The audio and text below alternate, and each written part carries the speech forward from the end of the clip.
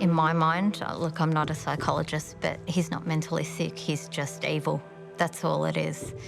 I think it's just evil, and I just wish that our justice system would identify evil opposed to mentally sick, because he's evil.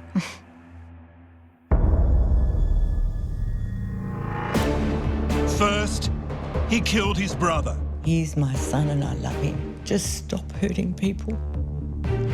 And then he tried to kill his closest friend. Johnathan Dick has struck a Keilor dad with a hammer. When I stood up, I said, let's do this, motherfucker. Adam Shan digs deep to discover the truth about Johnathan Dick. So what happened? Drugs. You're convinced it's just Drugs, yeah. And finds a family living in fear. When will you be satisfied this is all over? When he dies.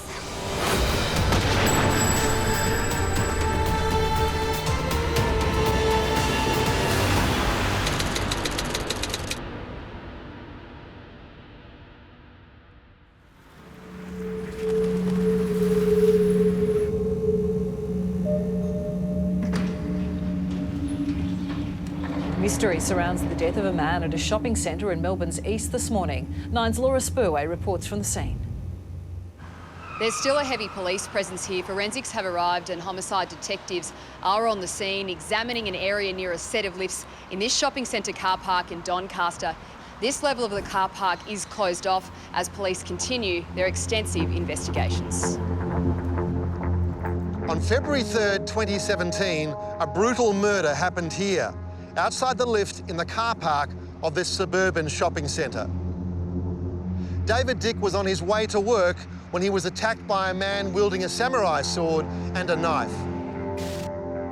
Days later, police released security camera footage of the lead-up to the incident, and the killer was revealed.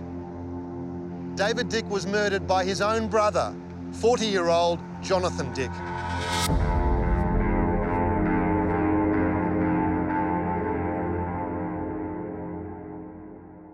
That actual day that I found out that he killed David, I was a bit panicked.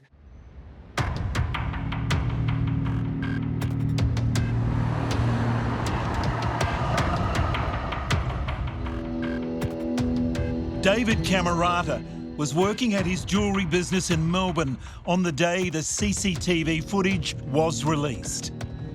Yeah, I was at work and I heard David's name on the radio.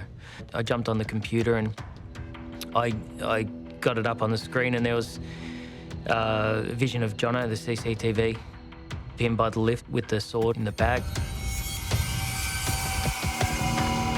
Could have showed me that CCTV from, 20, 30 metres away. I would have picked it straight away, no problems. David Camerata knew the man with the sword very well. It was Johnathan Dick, the best man at his wedding to Danny. David phoned Danny straight away. He just said, I think Jono has killed his brother. I could hear the terror in David's voice and your heart skips a beat.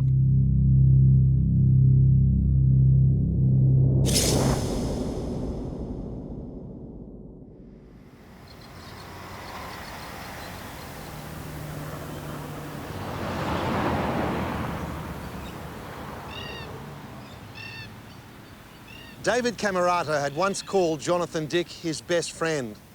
They'd both grown up here in Wallen, the last stop on the edge of Melbourne. At the age of 13, Johnathan had moved from a private school in suburban Melbourne to a state school in the middle of nowhere. David had welcomed the new kid, but there was always something different about Jono. He was always odd from day one, but he was like, we were just friends, childhood friends, so, there was nothing sinister back then. We lived behind each other, we lived on acre properties. We used to sort of just hang out after school, watch music videos and just general kid stuff, David Camerata enjoyed a stable upbringing. However, his friend's life was anything but stable. Jonathan's parents had divorced when he was 7, and until the age of 13, he lived with his mother Carol in Melbourne. But then he was sent to live with his father and stepmother in Wallen. His dad had a sausage factory, and he's a nice enough guy, but he's just a bit quirky. And at one point they were sort of trying to dig a swimming pool in the backyard, like hand dig it. So if I'd go up to visit him, you know, we'd spend our evenings in the back with a shovel, you know, trying to hand dig a pool, you know. Just little things like that. It's just a strange place. And it was always sausages for dinner. Always sausages. Jonathan's living arrangements were also unusual. His father lived with his stepmother and their kids in the main house, while Johnathan lived in a shed out the back, all on his own. He was a loner type character. I mean, he sort of lived in his shed, and yeah, we used to go there and all hang out. You know, for us it was fun. For him it was obviously his reality. Definitely now that I look back on it, there was a lot of red flags. Johnathan Dick was obsessed by comics, especially The Punisher, a dark character with psychological issues.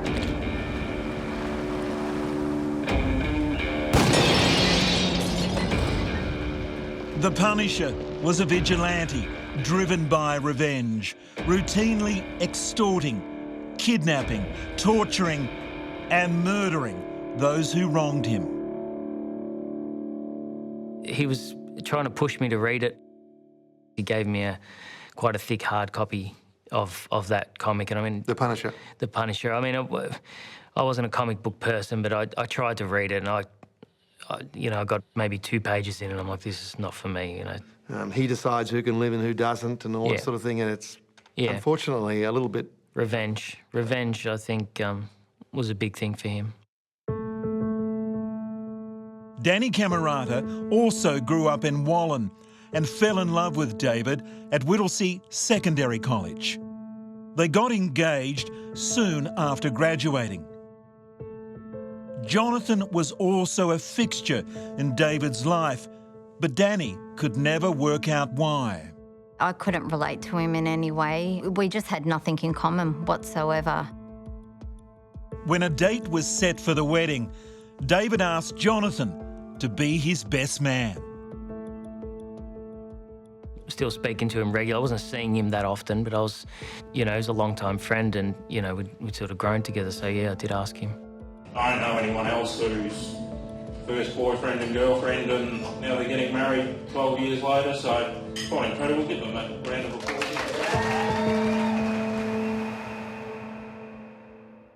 How were you about that? I was a bit, shocked. What was the wedding present?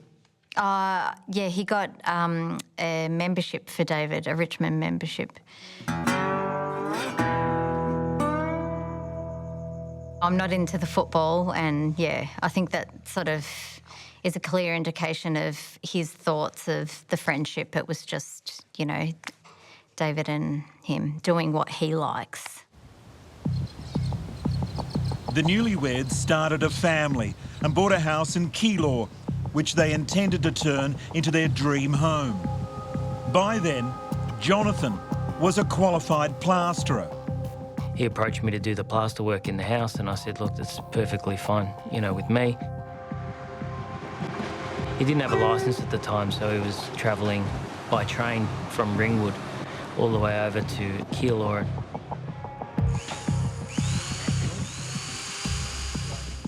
And that's where I started to notice things weren't quite right. Like what? I broke a tiny piece of plaster. You know, it would have only been the size of an iPhone. He just lost it. He was, you know, carrying on, and it was just really odd behaviour I hadn't seen out of him before. It wasn't full aggression, but it was really odd. And when David would ring Johnathan to check on progress, Johnathan would hang up on him. You couldn't please this guy? No, there was no pleasing him. Didn't matter what you did. The friendship ended over fast food. Johnathan had asked for pizza while he was working. When it arrived, Johnathan complained bitterly that it was too big. David had enough and sacked Johnathan from the job. They didn't see each other for 5 years until late one night in 2013. Johnathan turned up unannounced at David and Danny's home. We were at home one night and the kids were asleep and the doorbell rang. And it was quite late. I think it was about 11 o'clock at night. That was odd for someone just to pop in at that time. Called out who was there and he said, it's me, Jono. And I said, oh, you know, what do you want, basically? I was sort of listening by the window. David, he yelled out to me that it's Jono, and then he quickly said, he's got a knife.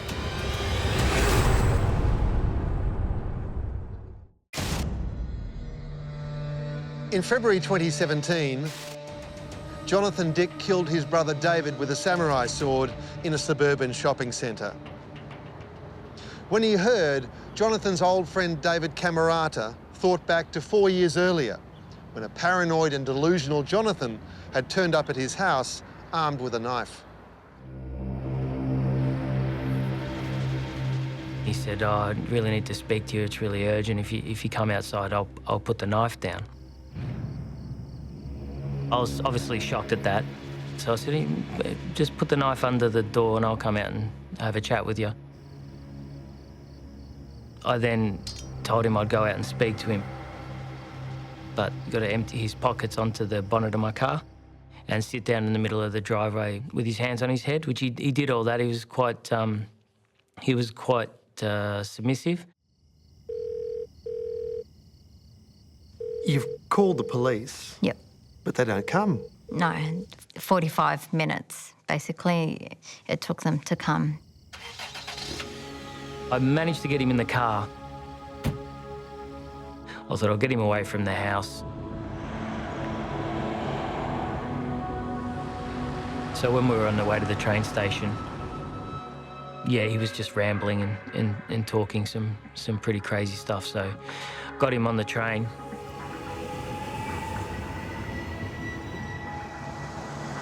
Went back home. I'd actually been home for at least 5 or 10 minutes before the police had arrived. The police advised us because there was no threat, there was no lunge, there was no, I'm going to kill you. They couldn't do anything. There's no charge. But how did you feel? Sick. Johnathan was suffering undiagnosed paranoid schizophrenia. He was finding it difficult to discern reality from delusion. He had travelled all the way from Seymour to David and Danny's house, 3 or 4 hours by public transport, trains, buses, and then on foot. He was seeking answers from his friends for the voices in his head. I was a bit disappointed that there was nothing you can do. Someone can come to your house in the middle of the night with a knife and the police can't really do anything if there's no real threat. I think that's, you know, those actions are a threat in itself.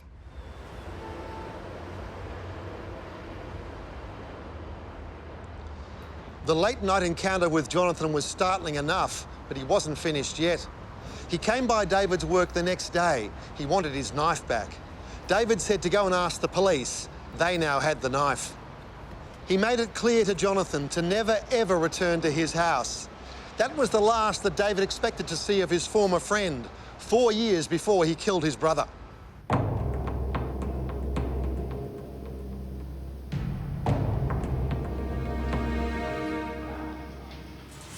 There wasn't an argument that broke out into a fight and then he killed his brother. He attacked him from behind. He waited, he planned, he stalked him. He waited for him to come out of that lift and he struck him from behind. That's a monster. That's not anything but a monster. David and Danny were living in terror, wondering if they were next on Johnathan's kill list. What precautions did you take at that point? We left home straight away and stayed somewhere else. We were just terrified that he would, we were fearful that maybe he would come for David.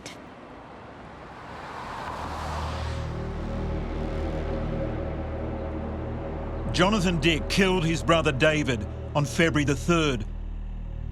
But it took Victoria Police 4 days to release the CCTV footage showing Johnathan with the sword outside the lift.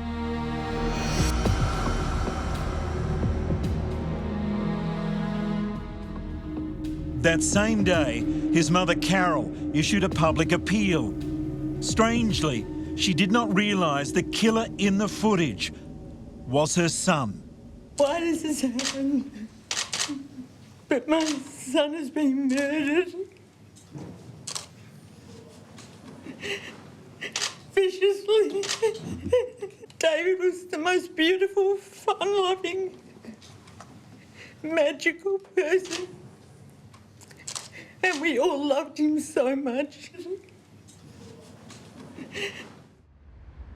The next day, Victoria Police tried to explain why his own mother had not recognised him. Not one of them had an inkling that this could have even been a possibility. And even when we spoke to Carol this morning, she's coming to terms with it, but I really don't believe she has any belief that it is. He said, "We think it's Johnathan." And I looked at him in shock. I said, "Don't be ridiculous."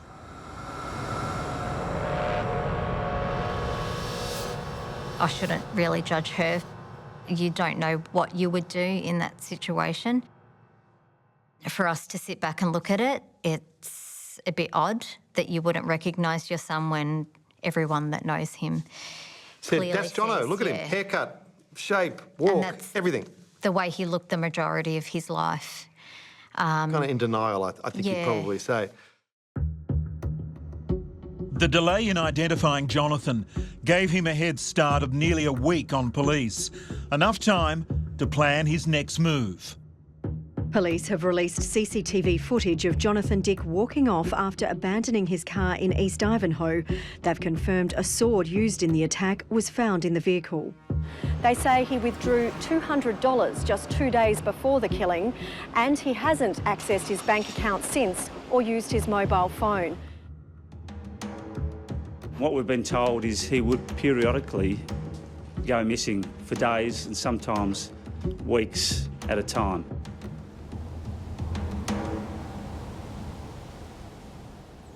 I had said to a mutual friend of ours that they won't find him. I said that straight away after he'd murdered his brother. He's quite intelligent.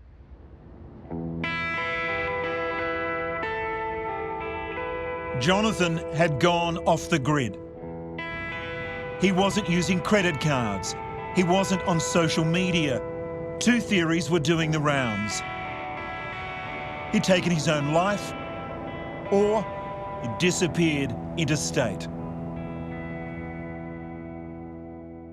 It was more likely that he had gone interstate. That's what I thought.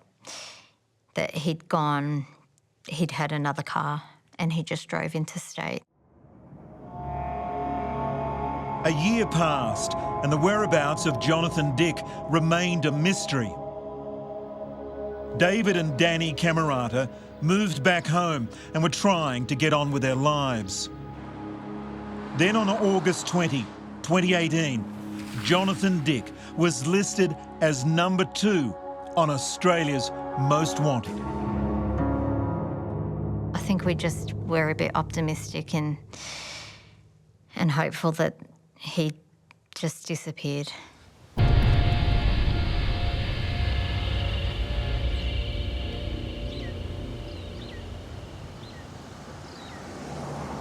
What was happening that morning? One of my kids was about to do an athletics district race, So we woke up to the kids quite excited, fully dressed in their uniforms. It was one of those really happy mornings where everything was going right and everyone was laughing and giggling. And we said goodbye to David and he walked down the stairs. As I got to the second level of stairs, I felt something hit me in the side of the head. Stumbled back, and then that's when I turned around and saw a guy coming towards me, and he's holding a hammer. It took me a little bit to sort of figure it out, and then I realised it was him. He said something to you? He said, "You had this coming." And what did you say back to him? When I stood up, I said, "Let's do this, motherfucker."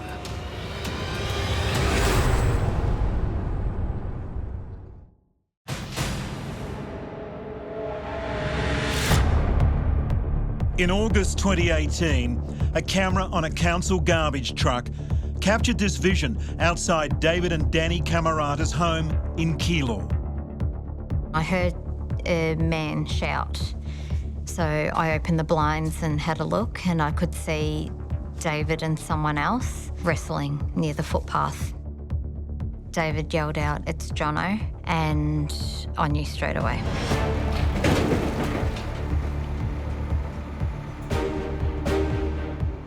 There was a moment where Jono realised you were there and it changed things. He looked a bit surprised, almost as if he didn't want to do it with an audience. He changed from fight to flight. I was watching him run up the street, and that's when I ran over and grabbed the hammer, took off after him. Luckily for Johnathan, David abandoned the chase.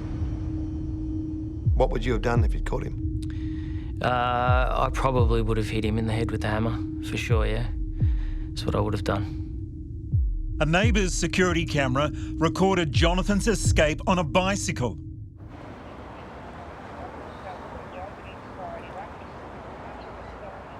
David was lucky he wasn't killed.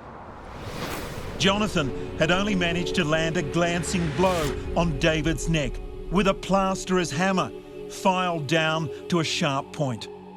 I could feel the amount of blood sort of trickling down. It was almost like a tap. The blood had all sort of balled up in the back of my neck, and it was pretty horrible. David recovered from his injuries, but a scar is a permanent reminder of his near-death experience. Johnathan had used the same plan in the murder of his brother and the attempted murder of David Camerata. He lay in wait, striking with a samurai sword for his brother and a hammer for his former best friend. Then he had a knife to finish off his victims. A big blow followed by a coup de grace with the knife? I think so, yeah. So I think when he's hit me with the hammer, the knife is either... I've tried to look at the footage to see it, but it's either dropped out of his pocket and gone underneath my stairwell, or he's hid that knife there to wait until I'm knocked out and then go and grab it and finish me off on the driveway. But you stayed on your feet? Stayed on my feet, yeah, so... That's what saved you? Yeah, it did. I've always had a half-decent chin, so it saved me. Johnathan Dick was behaving as if he was the Punisher, the comic book hero that he loved so much.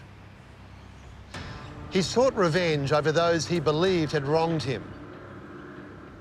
Johnathan and David Dick had an argument over money when they shared a house.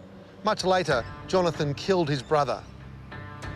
Johnathan tried to kill David Camerata over a series of imaginary issues related to his mental illness. There was no single event in his life that caused Johnathan's psyche to collapse so completely. What was he like as a kid in terms of his temperament? He was just calm and kind, nice. He didn't get in trouble at school. I don't remember him getting mad or upset about anything. Emma Beattie was drawn to Johnathan in 1991 when he arrived at Whittlesea Secondary College from an exclusive private school in Melbourne. They became best friends. I just felt really comfortable around him. I could be myself, talk about anything, and there was never any judgment from him. He was just really easy to be around, really kind.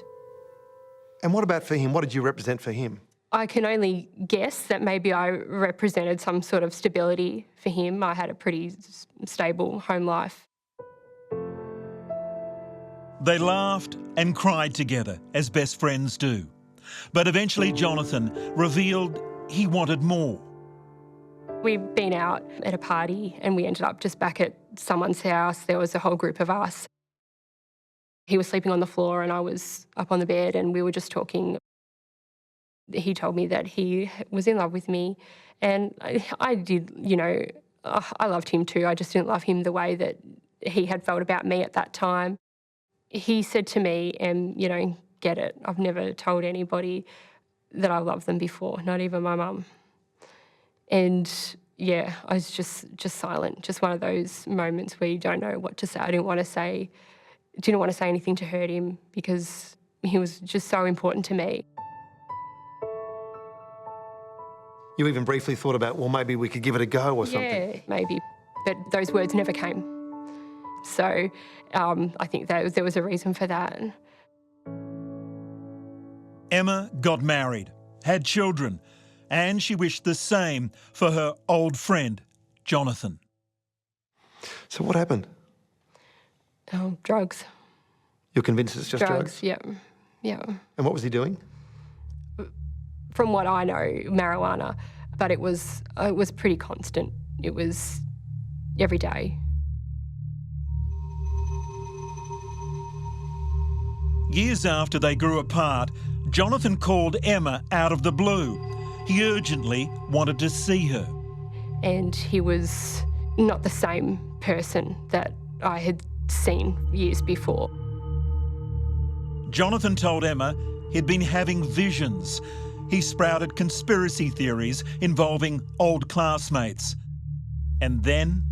He told me that he wanted to kill people, that his mum was a serial killer, talk about wanting to slit people's throats, and it was, yeah, really so scary. Out of character. Yeah, yeah.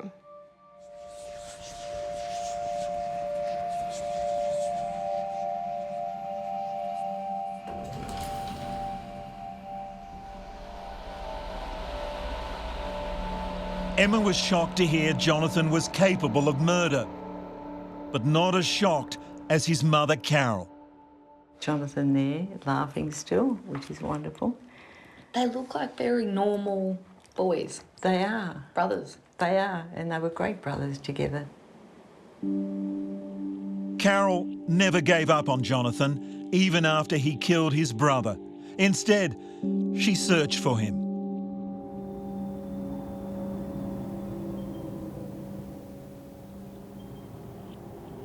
I would get on the trains and walk around Melbourne streets just looking.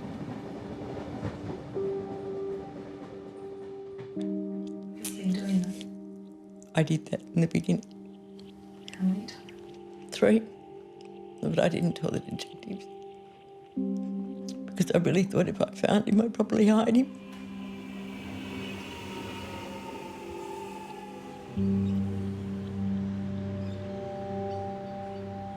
Following the attempted murder of David Camerata, Johnathan goes to ground again, evading all attempts by police to find him.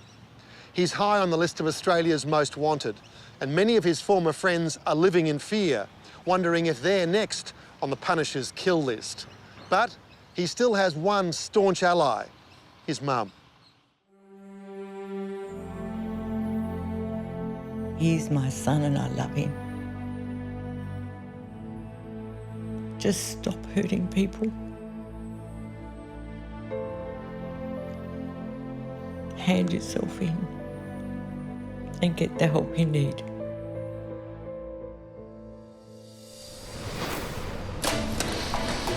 Coming up, a family under immense pressure. If we crumbled, then our kids would have crumbled and suffered. And the fugitive comes out of hiding. I turned it down and I just said, it's him. He's here.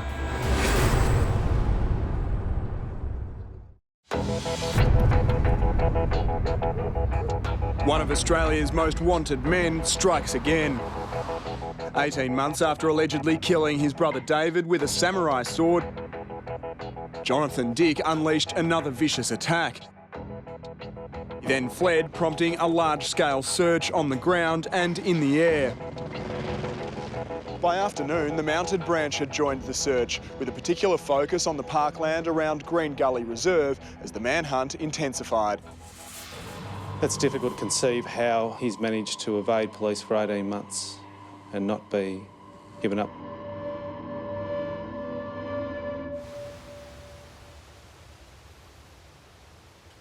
This was an extraordinary situation for Victoria Police. Johnathan had gone to ground again. Apparently he was living somewhere in Victoria, but he left no digital footprint. He wasn't accessing his bank accounts, nor contacting anyone he knew. David Camerata had survived the hammer attack and given Johnathan a solid beating. In his heart, though, David knew that Johnathan would be back to try again.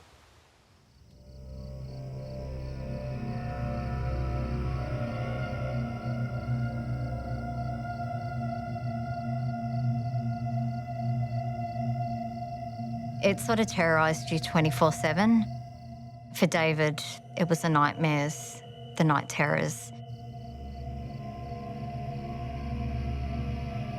And then obviously being terrorised during the day, so he really had no relief.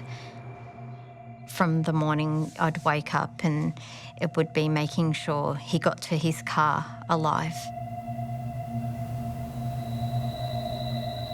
Checking cameras and making it safe for him just to get to his car.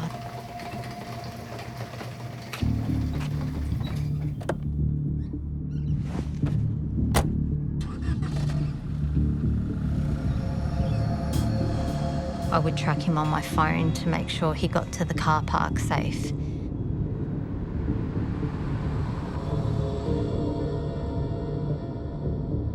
Then there would be that 10 minutes of absolute terror of him getting out of the car park to his work safely.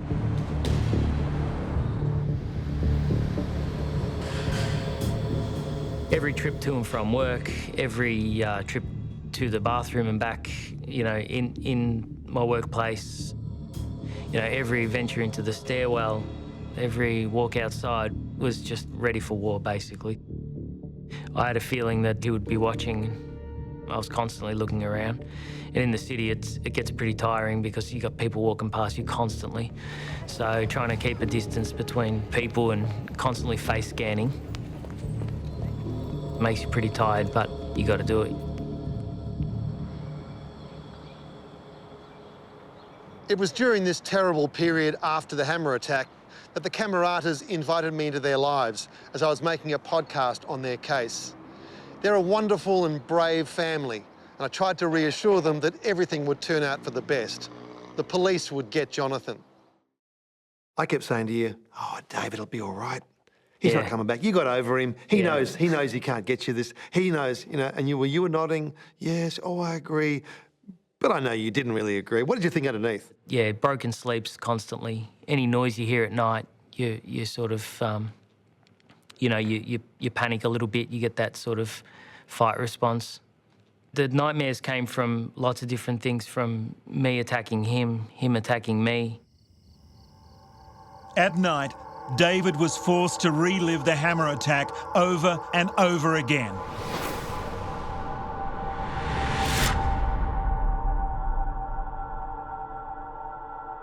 By day, he was tormented by the idea that he had failed everyone, including his own family, when Johnathan had escaped.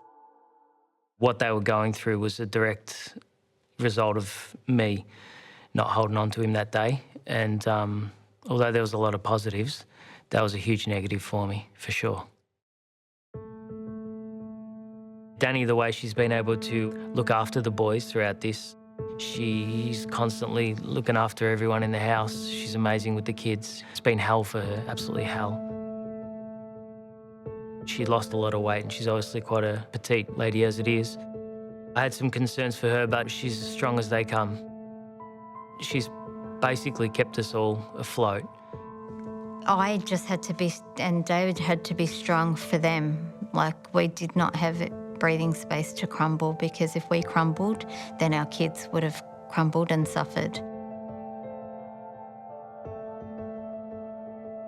One of my kids, after a soccer game, just broke down because he could hear all his friends saying, "Come to my house, come to my house." And he couldn't say that. He couldn't say, "Come to my house," just the little things like that. Celebrating birthdays in your own home, not having birthday parties, just telling your kids that they have to withhold so much of themselves. It just really took a toll on them. Their innocence was taken completely. My kids for 12 months weren't raised by their parents. They were raised by, like, shadows of their parents.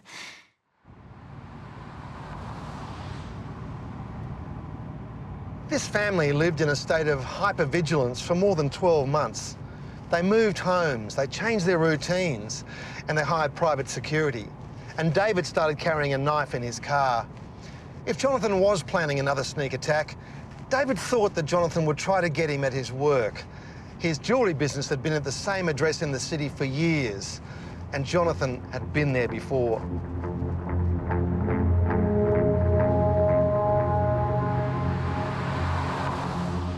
David had begun driving to work in a convoy with his colleague, Dion Raiola. Dion would be backup if Johnathan ambushed David. Both men had taken lessons in jiu-jitsu. If Johnathan was preparing to strike again, David and Dion would be ready for him.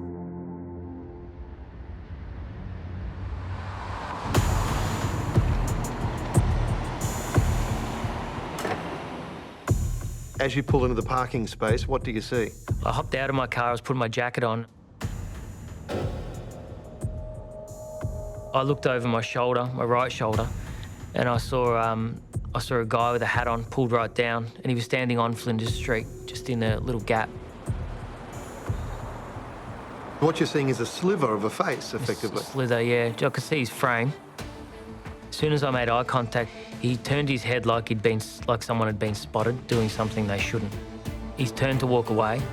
I turned to Dion and I just said, "It's him. He's here."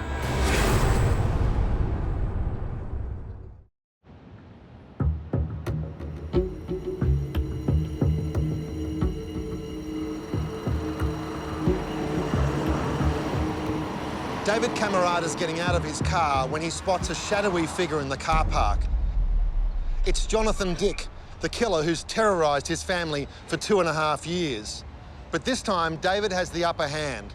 After all this wondering and waiting for Johnathan, David has the chance to end this ordeal right there in the car park.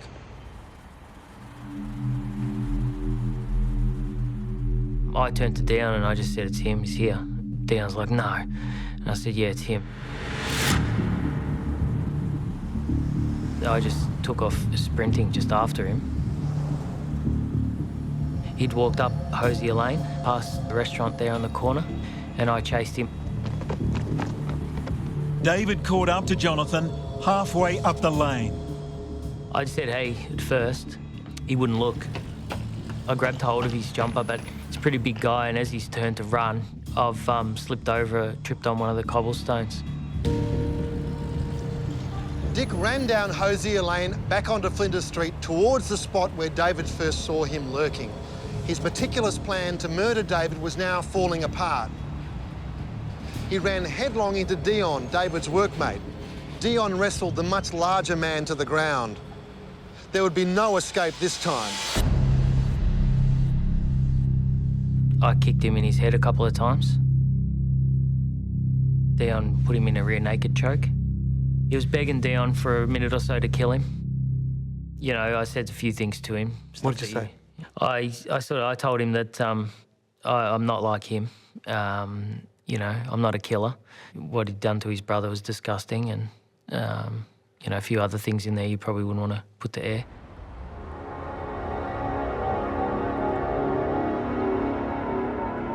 I knew it was done. We waited for the police to come, and police put the cuffs on. Australia's most dangerous fugitive is tonight behind bars, captured in a car park after 2.5 years on the run. Bloodied and barely recognisable, Johnathan Dick's time on the run is over. Everyone's happy that he's caught. Davo can sleep easy now, so we're all good. We hugged each other, me and Dion. It was pretty crazy. It was one thing I'll never forget. It was like just a massive weight just been lifted completely. I called my wife, obviously, and talked to her. She was pretty shocked, and then I think she's called you afterwards. That's right. I was shocked then. Yeah. Everyone was shocked. What happened next? It's a bit corny, but the kids and I were just jumping up and down and screaming and hugging and just, yeah, celebrating. They were just so happy. They were just so happy. So it was just this massive relief. Mum and Dad put things right. Dad caught the bad guy. Do they know that? Yeah, they do. They've changed the screensavers to shots of their dad and Dion.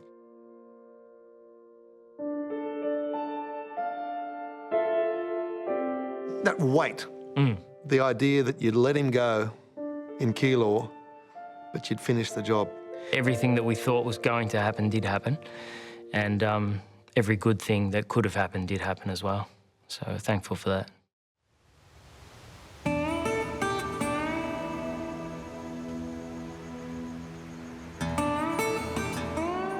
It did take me a week to sort of calm down a little bit. I was still on edge, and I was still thinking whether or not the whole thing had actually happened. It wasn't just a dream. Little things, putting the bins out at night time without a weapon in your hand, or walking out your front door knowing that no one's about to jump out and, you know, try and kill you is a really pleasant thing.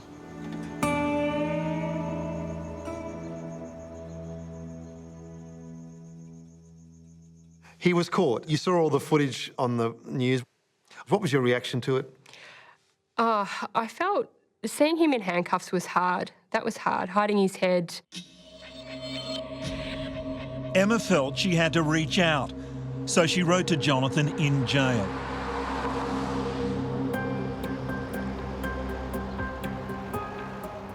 It was a very short letter, and it just said, I wanted to make sure you're okay. I know you came to me for help a few years ago, and I'm sorry I wasn't able to help you more. If you would like to call me, you can. This is my number. About a week later, he called me. Heart skipped a beat? Oh, yeah. Yeah. Next, will justice ever be served? When will you be satisfied this is all over? When he hasn't got a heartbeat, that's when I'll sleep a lot easier at night.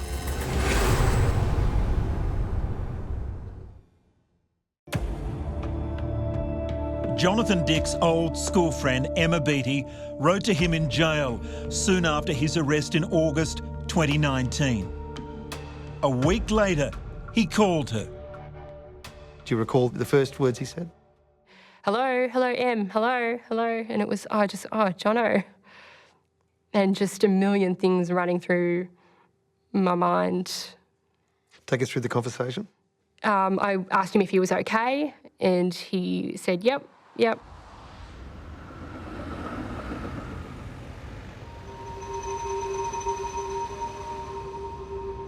How did he strike you in his demeanour and his sense of reality? He seemed really confident, which was a different Jono to the Jono I remember. He was really just this bravado that there was. He's happy with how things have turned out. That's what I felt from speaking to him. That he'd done the right thing. Yeah, yeah. I asked him if he had a kill list because that had been reported. You obviously think, oh, am I going to be on it? And he said no, but I wouldn't have minded knowing where lived. And I said, why? I said, I don't remember you ever having an issue with him. And he said, I can't tell you that because the call's recorded. We can't reveal the name of Johnathan's next prospective victim for legal reasons. Here again, Johnathan seemed to have a clear intention and a motive to keep on killing people. Did he seem to have a sense of what he'd done and what the consequences were? Yeah, he was very accepting of his situation. He said, I'm obviously going to be in here for a while, meaning the prison. And yeah, he just was really, yeah, it's okay in here, it's okay. And by comparison to being on the run, what did he say about the comparison jail or being on the run? Oh, he said being on the run was really pretty cool, actually. He said he just went wherever he wanted and did whatever he wanted. Is that remarkable? Yeah. And everyone got it wrong. Yeah. I said, well, Jono, did you know you're Australia's most wanted? And he said, I was just living in North Fitzroy. Just living in North Fitzroy? Mm-hmm.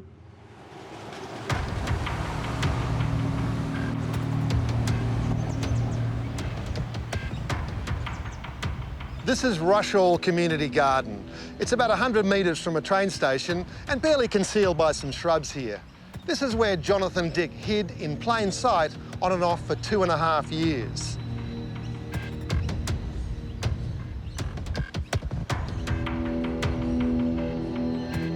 He told police later that he knew if he had no digital footprint, they would never find him.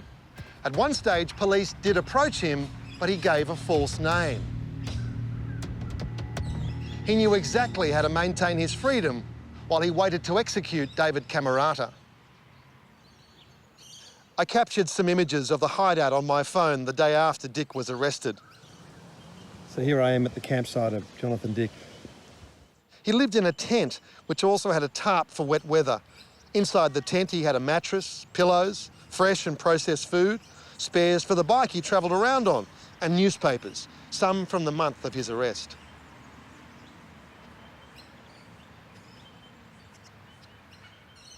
While I was searching for Johnathan Dick all across Australia, he was living just 2 kilometres from my home here in Melbourne.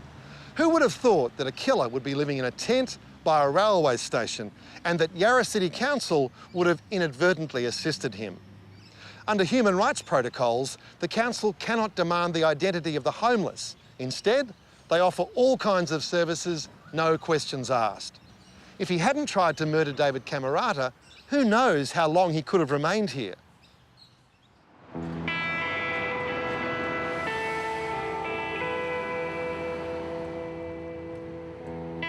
When Johnathan was arrested in 2019, a very long jail sentence seemed a formality. There was no doubt about his guilt. All David and Danny wanted was a number, how long Johnathan Dick would be in prison for. Given the long-term meticulous planning, police believed he would get up to 35 years behind bars.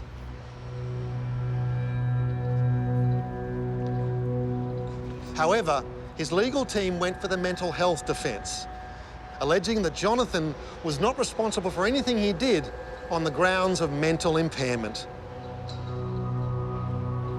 The judge accepted that, and Johnathan Dick has been admitted to a secure psychiatric hospital until such time as he's well enough to return to the community.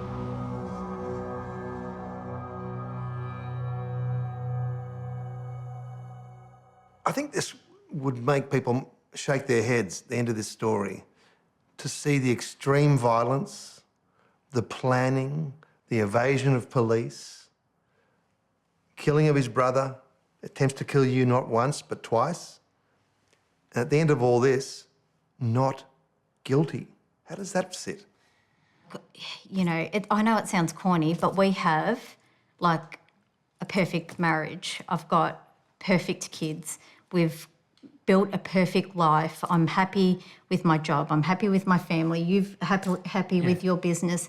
Everything is going well for us, and we're very grateful for the life we've built. And then there's this fat piece of shit sitting there that has just ruined our lives. And then you've got a pathetic legal system that cares more for him and his rehabilitation than us. We pay tax, we've followed the rules, we've built a life, we support the community. You know, I work for a hospital, it means shit. Excuse the language, but it means shit. A tribunal of doctors will decide when Johnathan is well enough to return to the community. Under the law, David and Danny will have no right to be notified when that happens.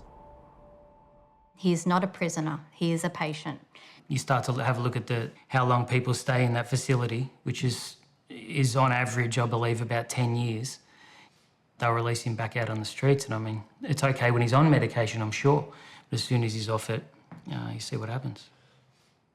Will that fear ever go away? How often are the dreams coming now? Several times a night. Yeah, still.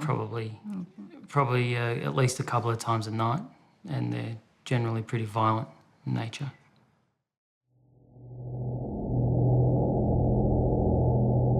Danny and David feel the justice system has not acknowledged how they have suffered or recognised the very real concerns about their safety.